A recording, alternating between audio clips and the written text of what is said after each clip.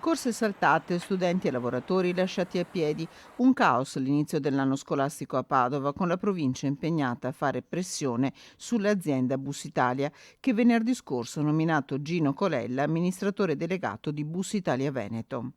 Ci siamo chiariti bene con Musità, il trasporto è vitale per quanto ci riguarda, specialmente l'extraurbano. Non può essere che un ragazzo perde la scuola o arriva un'ora in ritardo perché non ci sono gli autobus. Primo passo, la ricerca di nuovi autisti per l'amministratore delegato, che sui disservizi precisa.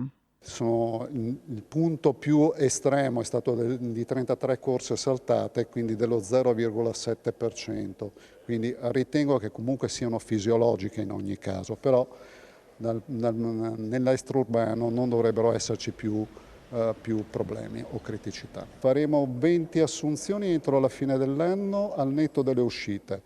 Ovviamente la ricerca di questa tipologia di personale, quindi degli autisti, è un problema non solo in Europa, non solo in Italia e quindi anche a Padova. Nel frattempo sugli autobus arrivano 15 vigilantes per fronteggiare gli episodi di violenza e sul fronte ristori dalle perdite nel periodo Covid. E siamo in attesa anche di sapere quanto dal governo arriverà per i mancati introiti rispetto agli anni scorsi del Covid, e questo dovrebbe rimettere in salute il bilancio. Questa è un'altra buona notizia.